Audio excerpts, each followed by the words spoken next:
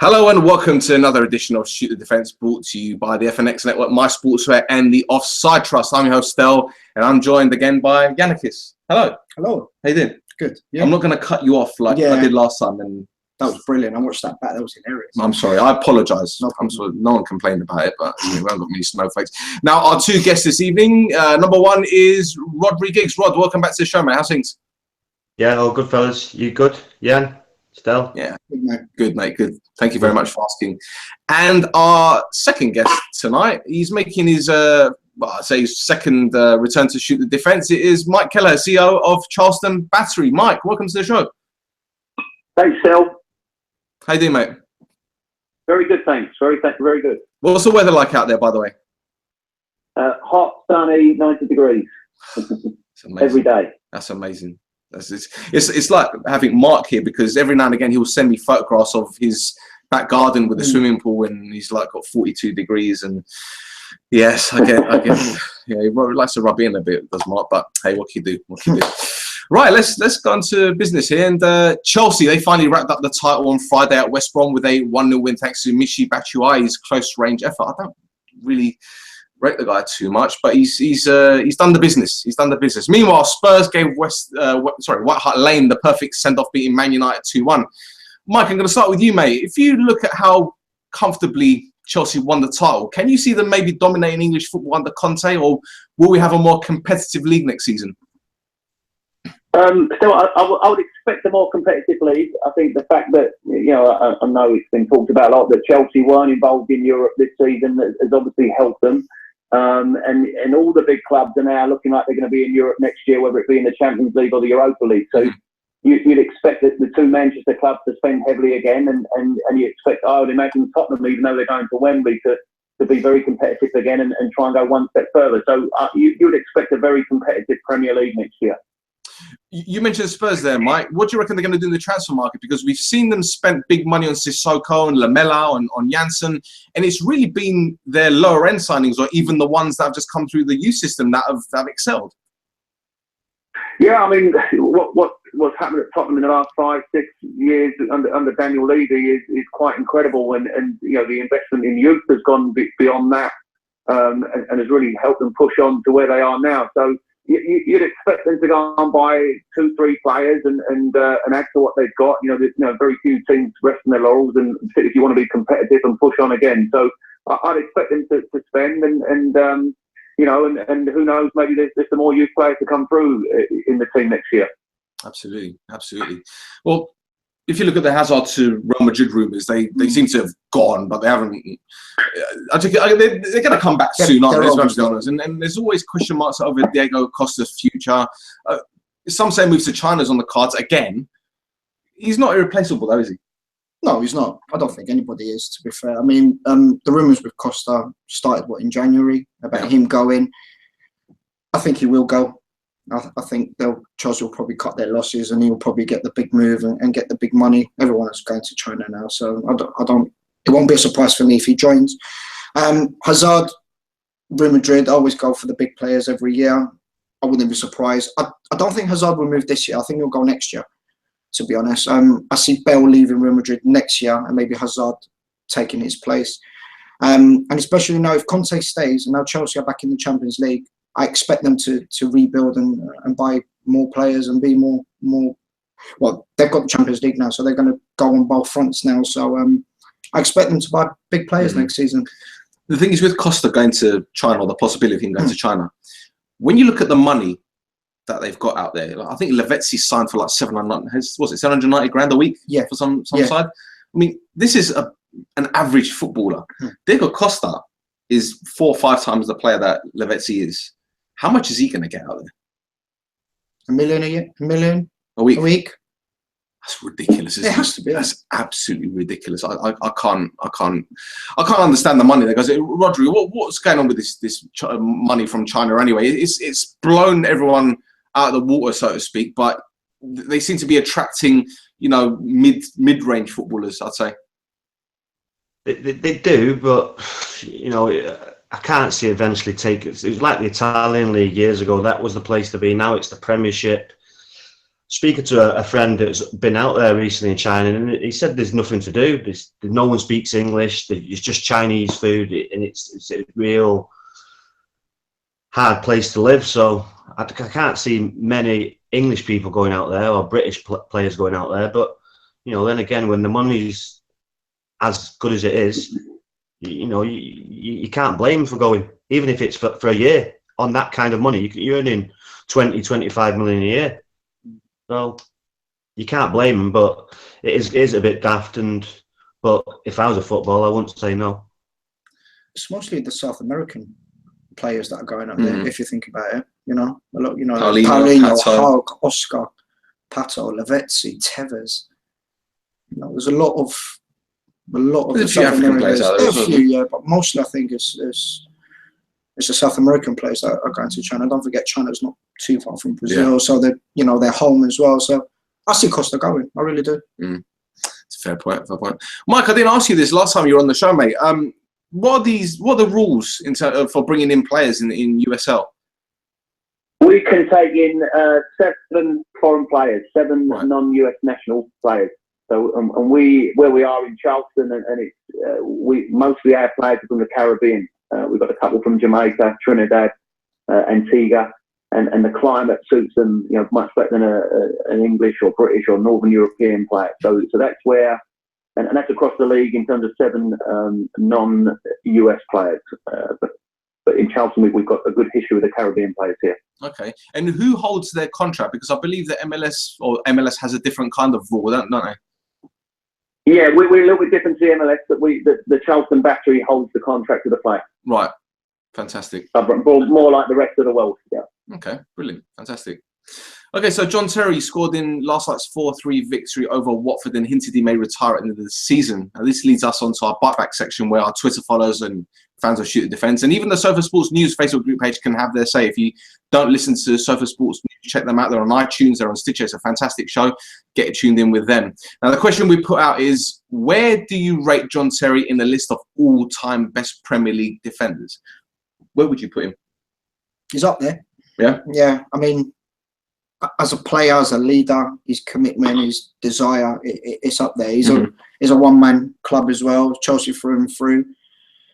As a player, I rate him really highly. He uses both feet. He can well, not as much anymore. He's aged a little bit, but he used to play with both feet. Good in the air, can command. He's a leader, captain. He's right up there for me. One of the best in the Premiership for sure. Well, I said Premier League because if I said in English football, then you're going back 100 years, and we're not that old. Rhodri, where do you rate him in a list of all-time defenders? Yeah, like Jan said, he's definitely up there. If you're going to name the top centre halves in Premier League history, John Terry being definitely the top 3. Arguably Rio Ferdinand, John Terry, Jaap Stam, Tony Adams. He's definitely one of the top 3. Like you say, he's a footballer. He doesn't get the recognition he deserves sometimes for his football play. Like Jan said, he's both foot. And his defence, his defending speaks for itself. Excellent. And Mike? Yeah, no, like you've all said before, he's been one of the best, and certainly in the top 3. He's almost the end of a long line of English centre backs, the golden era of English centre backs that we've had, including Rio Ferdinand, Tony Adams, Sol Campbell, almost the golden generation. Probably didn't realise how good they were now until they've gone. So no, certainly one of the best. Absolutely. Yeah. Where would you put him? I'd say he's up there. Look, for me, I've always seen John Terry as like a second Tony Adams, but Tony Adams was the original. I think Adams and Rio Ferdinand, they're my 2 favourite central defenders in the Premier League. I'll put Jaap Stam in there as well. I'll probably put him fourth. Probably put him fourth. I'd even have Carvalho up there. Vidic? I would, but to be honest, if you gave me an option of Stam or Vidic, I'd go with Stam all the time. Stam was just immense. He was like the Terminator, with pace, obviously. So our Facebook group page that got involved in, Rick said one of the best, both as a player and I can't use that word, Rick. Mike says, commitment and desire, a leader, galvanise those around him. A throwback to the Bulldog spirit centre half. These attributes have unmasked technical deficiencies, but he had the knack of being in the right place in both boxes. His partnership with Carvalho was one of the best. For me, behind a few centre halves, in the Premier League era, Adams, King, Campbell, Rio, Stan, Vidic. Then he says, special mention for Moscow 2008. I'm not going to go into that. Ben says, I'd put him in the top 10. Many more ahead of him, like Stammen, Vidic, and Big Sol. Lucius says, a good player, no doubt, but a critic of the high school. You can't. Why are these people putting these things? I'm trying to be serious here.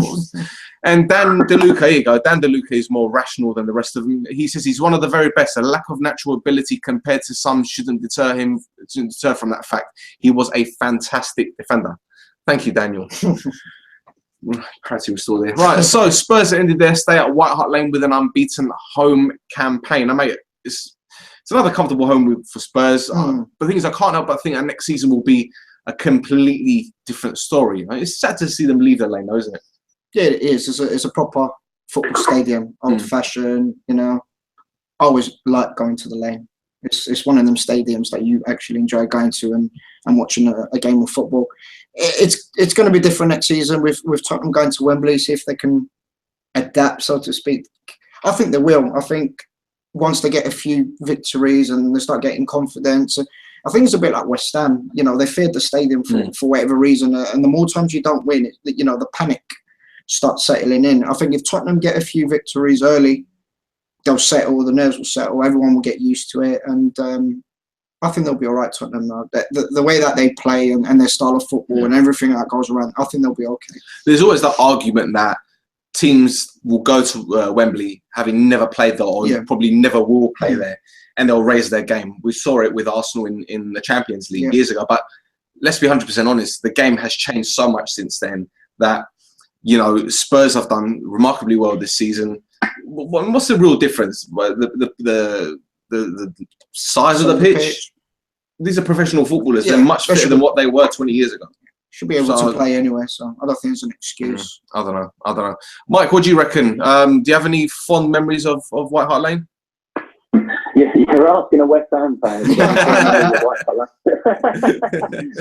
Unfortunately, I went there in the 80s and we had some big hidings at White Hart Lane. I remember 5-0 or 5-1 in the League Cup on a Wednesday night. I was begging my dad not to go to school the next day because there were all Tottenham fans there. So I don't know, they're not fond memories, but it was, and it's one of the old football grounds, isn't it? It's like, as you said, Upton Park, White Hart Lane, Highbury, where the ground I certainly went to as a kid, but it's a shame that it's been missed. But I think it's good that they're doing it in the same area. You know, different to West Ham, that it's the same street. You're probably walking down to the game on a Saturday or a Sunday, whenever it may be. So although they're leaving White Hart Lane, they're not necessarily going too far, are they?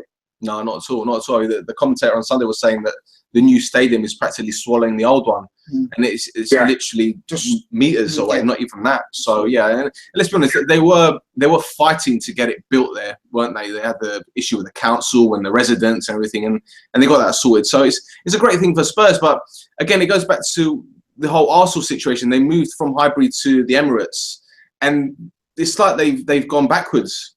They haven't really progressed, have they? So I think that's another concern that Spurs fans have at the moment. Is it going to be a fortress like White Hart Lane was? Rod, do you have any memorable moments about White Hart Lane?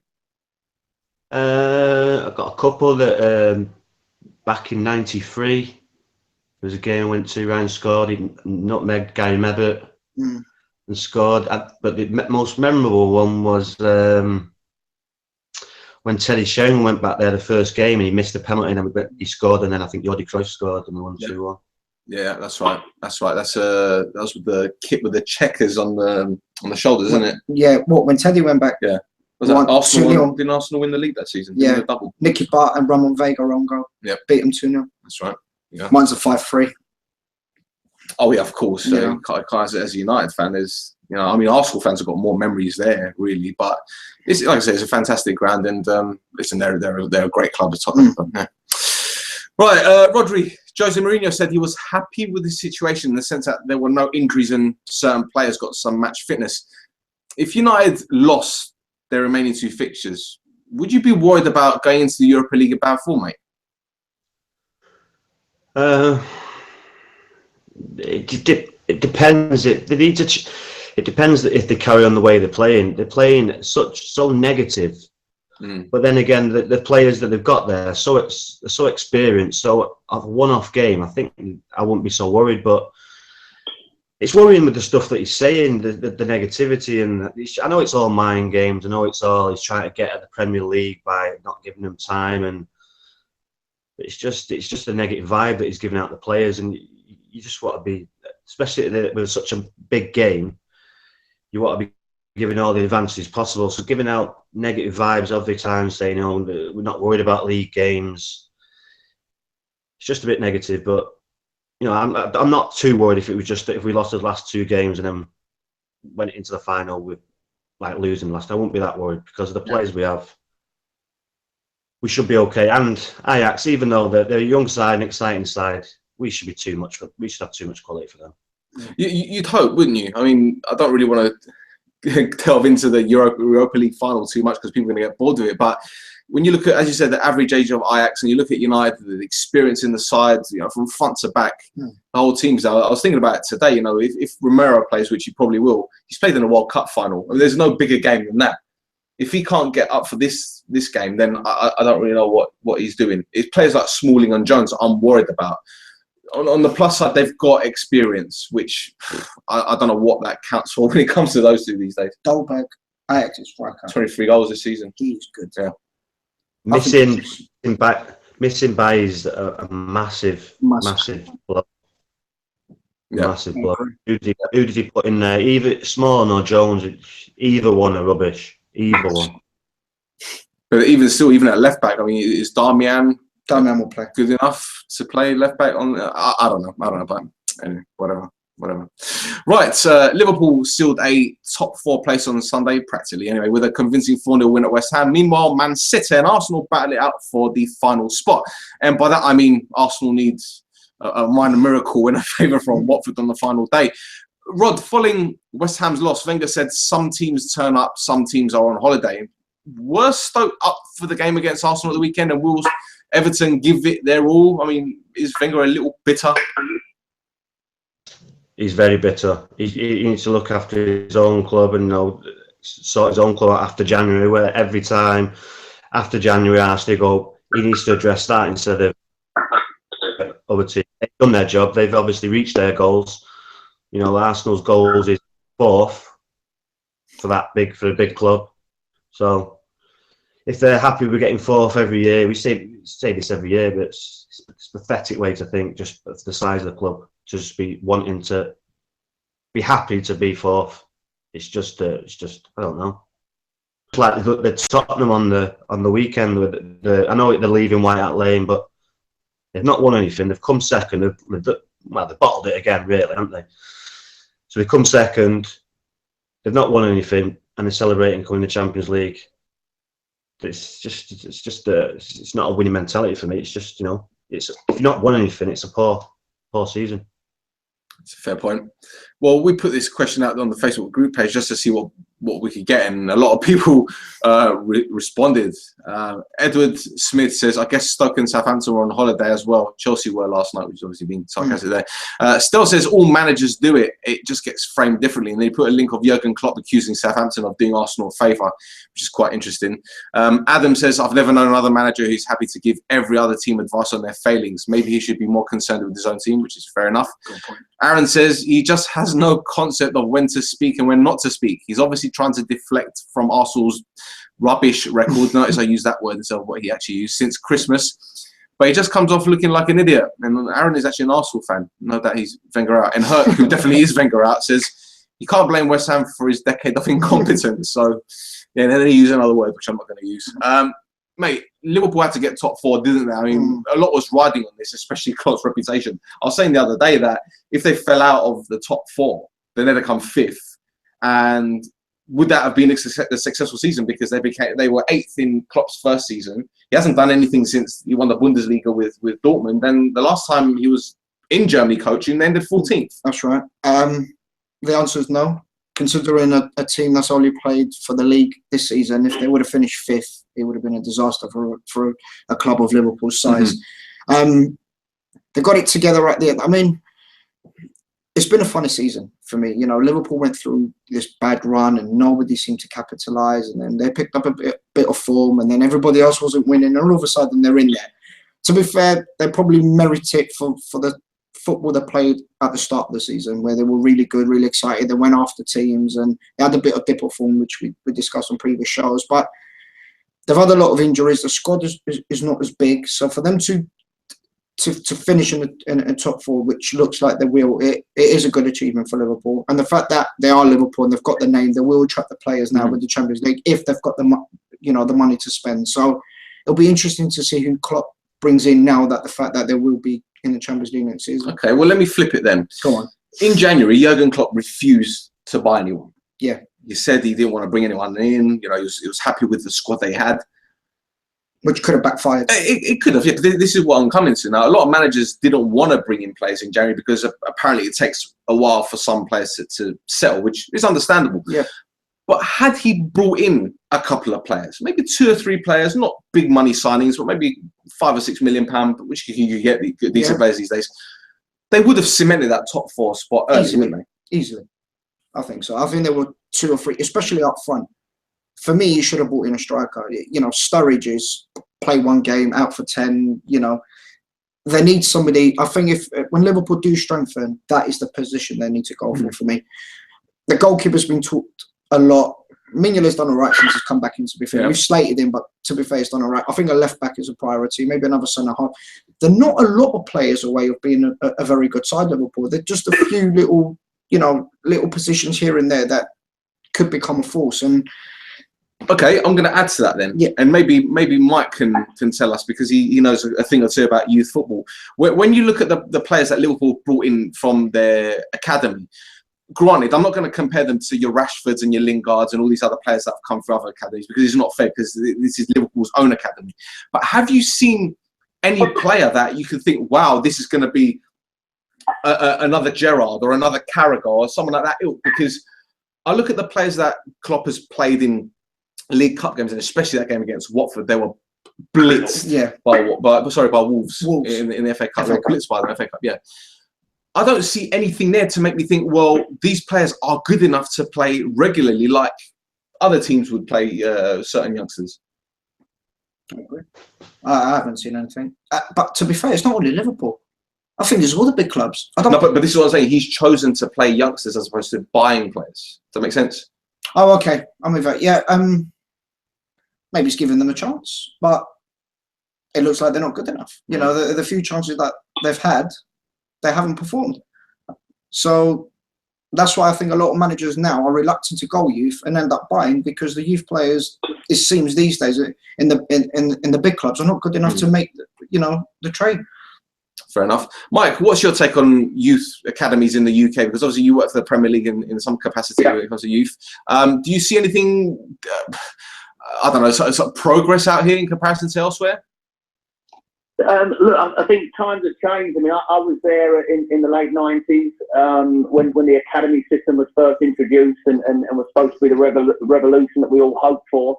But no one at that time saw the money that's now in the game in England, and you can buy. You know, it's a quick fix now. Managers want players instantly and be up to first team level straight away. There isn't the patience and that maybe there was 20 years ago to blood a player.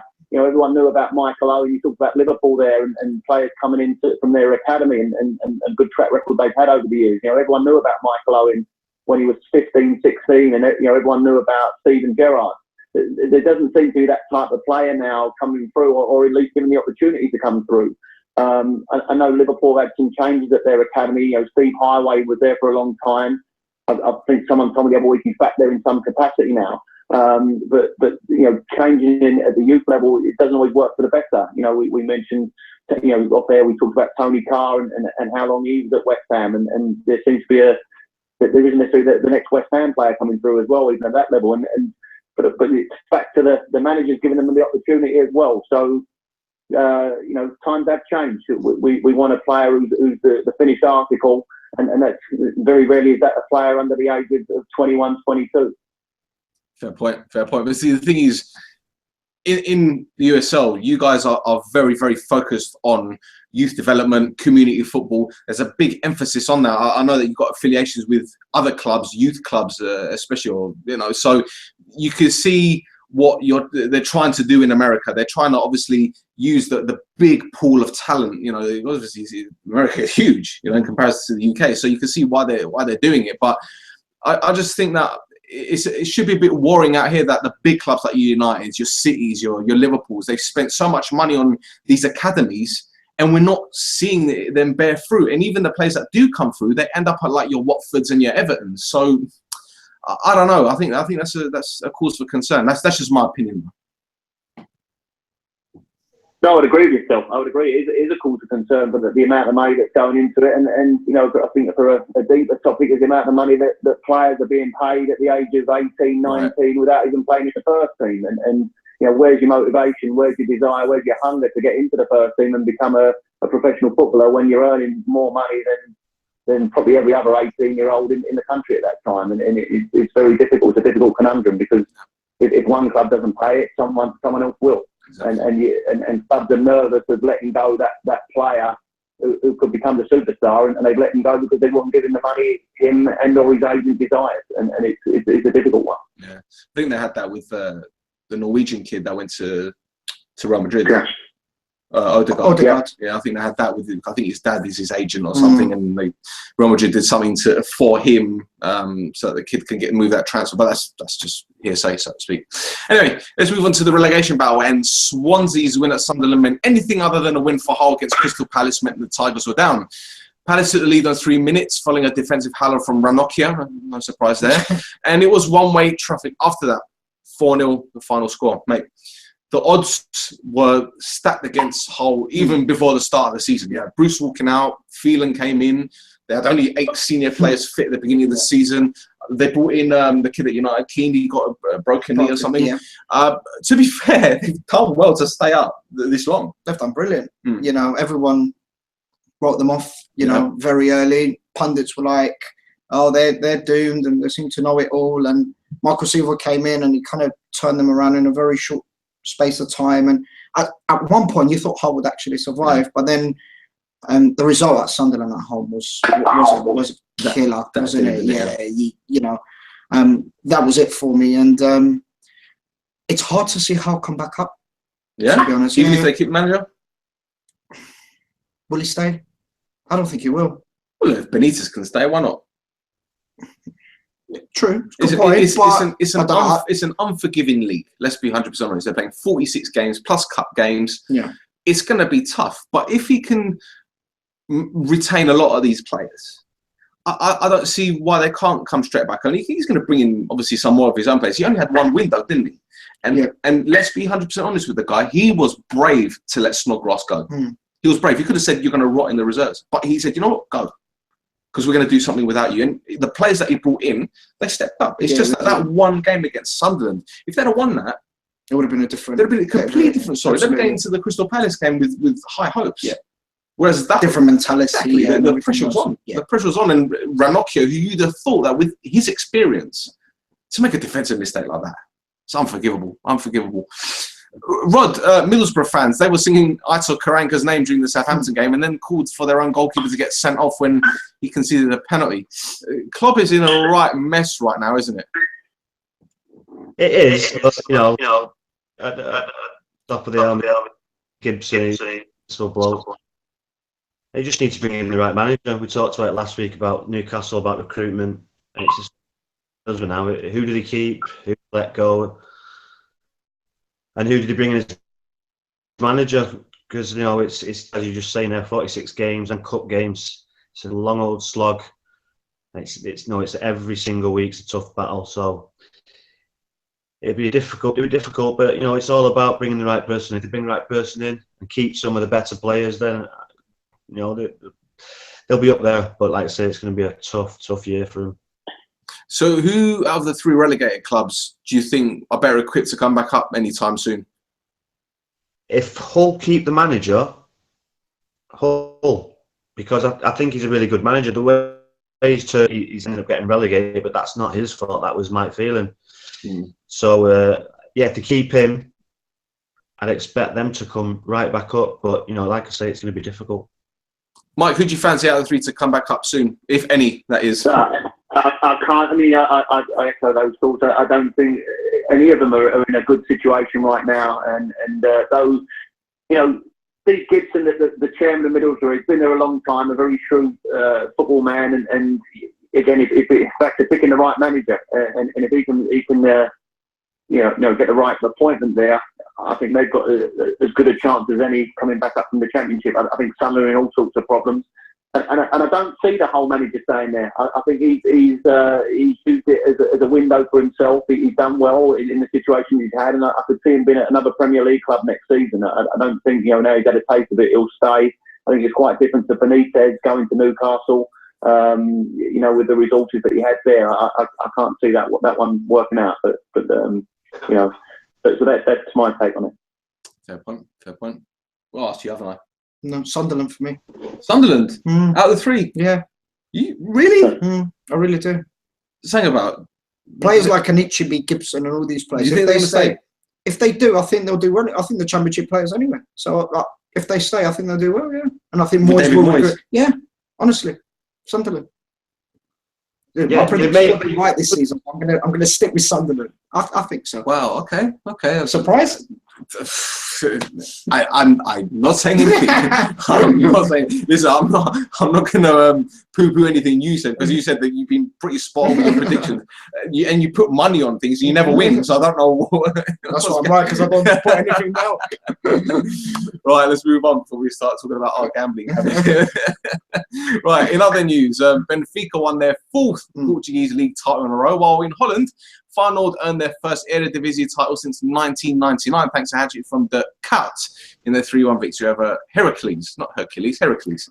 Mate, Benfica are worthy champions, but I can't help but wonder why it's been so easy for them. I mean, Porto and Sporting have been playing catch-up all season. Yep. Consistently, they've been the best team. They haven't dropped a lot of points, Benfica, this season, which is good. In the bigger games, they've been the better team. That wasn't a rhetorical question. You just made it seem like it. Well, Sporting faded away ages ago, to be honest. The wheels came off a long time ago. Porto tried to put up a fight. Last 2-3 weeks, they've been shocking. A couple of draws, and they've just faded away as well. So the thing is with Benfica, they recruit really well. Porto sell so much. Very well. So there's the difference. Where Benfica might sell a Gaetan for 30 million, they'll bring in a Mitroglou for 10 million, and they'll score 30 goals a season. Well, the others don't recruit as well for me, and that's why Benfica consistently win the league near enough every year. The thing is, there was that big controversy out there when Jorge Jesus left Benfica to go to Sporting, and that's unheard of. That's like Wenger going to Spurs.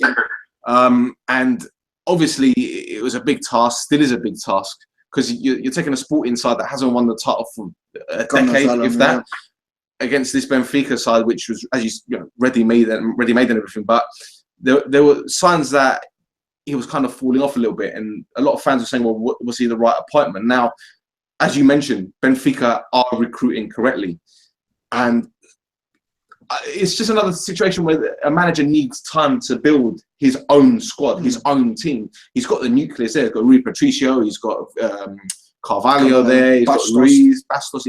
So Joel Campbell's well from Arsenal. There you go. So they've got the players there, but it's all about building. And as I said, he needs this season. Next season, I think we're going to see a more open Portuguese league. That's my opinion. Anyway, Feyenoord's achievement.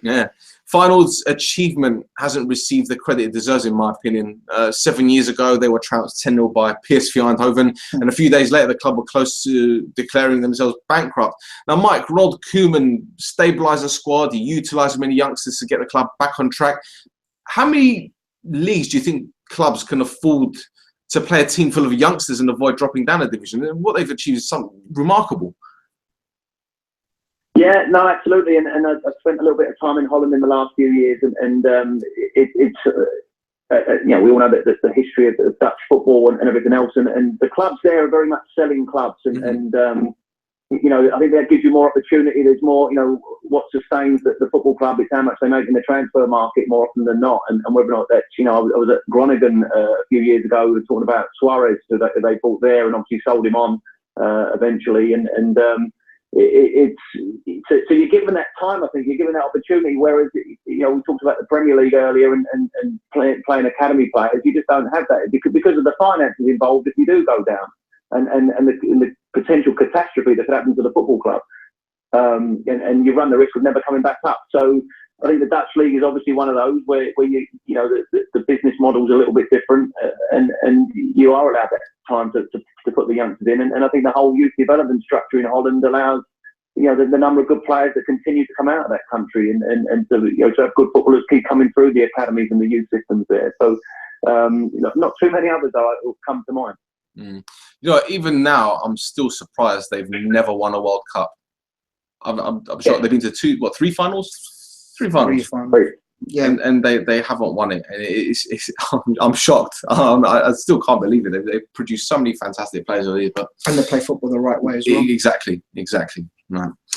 So another entry was added into Milan's eventful season, albeit off the pitch at the weekend. The club's ultras walked out of the game against Sassuolo in protest at Inter's poor season. Their parting gift was a banner which read, "You don't deserve our support. We came to say hello. Now we're off to lunch."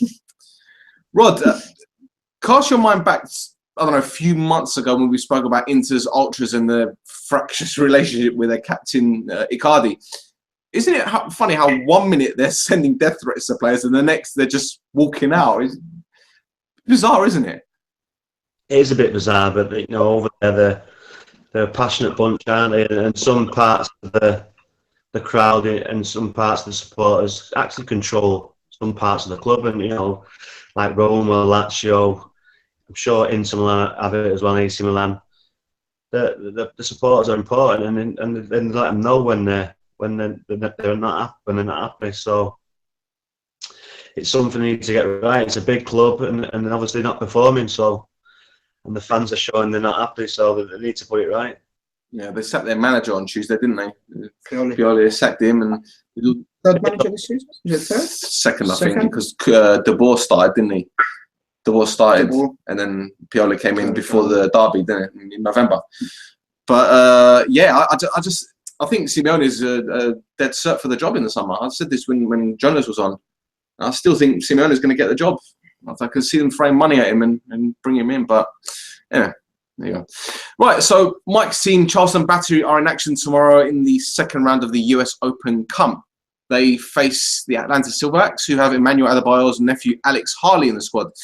The US Open Cup is America's equivalent to the FA Cup and is, believe it or not, 103 years old, making it older than the DFB Pokal and a year younger than the Copa del Rey. Mike, Battery have started the season well and are top of the Eastern Conference. Can they take their excellent league form into the US Open Cup? Well, I'd like to think so. I mean, the team's very confident right now. They're playing it's similar to the cup competitions back home that we'll play. You use the term weekend thing. We'll get the opportunity for some of the players not getting a game in our league tomorrow afternoon when we play Atlanta.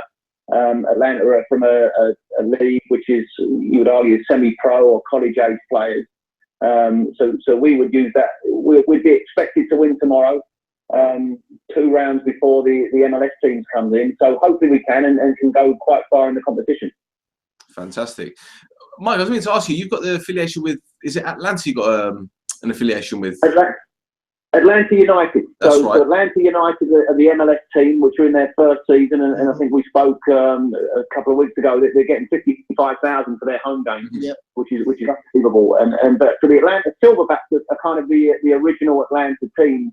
Who were at USL level a few years ago, and now still in existence, but at the NPSL level. And there's all these different leagues, and it kind of changes every year here. I've been here for 16 years, and we're trying to find some stability. But the Atlanta United is the team we're affiliated with in the MLS. So if you were to get past the Silverbacks and then get past the third round, and you get drawn against Atlanta United. First of all, is that likely to happen? And secondly, if it does, is Romario allowed to play? Because I believe he's on loan from there, isn't he? We'll have to check his contract, but I think he is.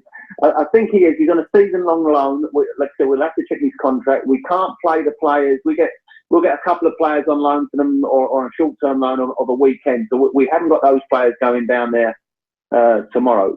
But yeah, there's every chance it will stay fairly regional up to the fourth round.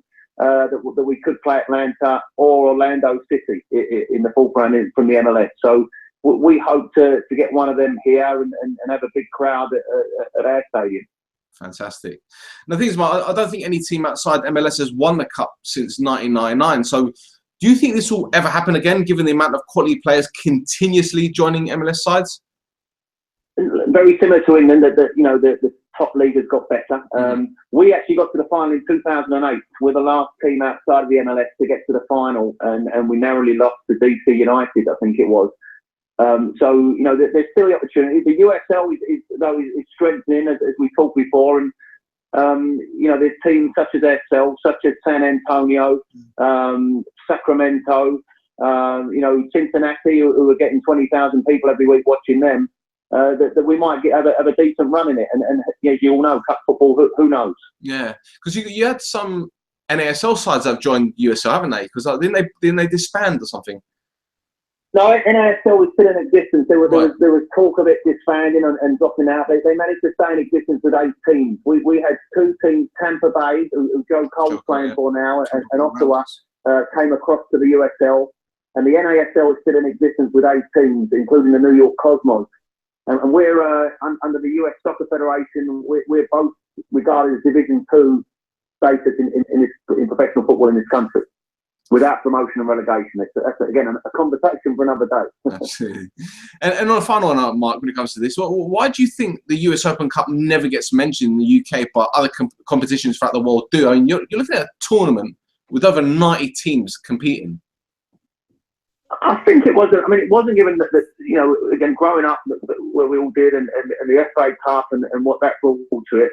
And you speak to people in Europe. No one has the FA Cup, and no one has that sort of prestige in a knockout cup tournament. And in America, and this game's still trying to find its feet here, and it's finding its feet very quickly. And not a lot of people really knew about it here, let alone in England and Europe. So it's really come about, and I think with people, like myself, and who grew up on the FA Cup, is kind of giving it a bit more credibility, and it's starting to gain a bit more of a foothold. As the MLS gets bigger, the chances for teams outside the MLS, like our own, to see where we're at and see how we can compete and give us a day out, as many teams do in England when they're playing the Premier League teams, it's a great opportunity. So I think it will help raise the profile as the MLS profile gets higher. Fantastic. Rod, would you coach in America?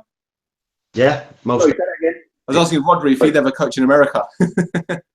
Yeah, most definitely. It's something on the bucket list, but it's like we're saying, and it's moving. It's getting better and better every year. And I'd love to go over there. It's a beautiful place to work. There you go, Mike. Rhodri's up for it. There's a long list. You want to speak to? You're more than welcome. Fantastic. Right, so on a final note, if, like me, you wake up every morning wondering where the years and hairline have gone, this story will make you feel older than you already do.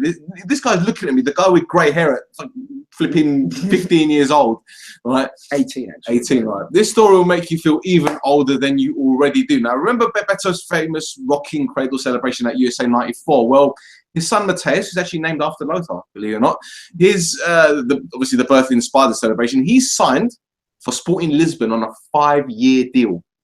I think he's got like a €60 million release clause or something like that. Now, it's a nice story, although I don't really know much about him as a footballer. Hugo, our Brazilian football correspondent, because we do have a Brazilian football correspondent on the Shoot Defence page, says it's not what you know, who you know kind of thing, which is understandable. But, gents, can you think of many legends in the game whose sons have gone on to achieve just as much, if not more than them? Can you? One for me, Frank Lampard. Frank Lampard, that's a good one. That's a good one, yeah. Man, yeah. Maldini, yeah. Cesare Maldini, yeah. Yeah. Paolo. Rod, anyone? Oh, Jamie Redknapp.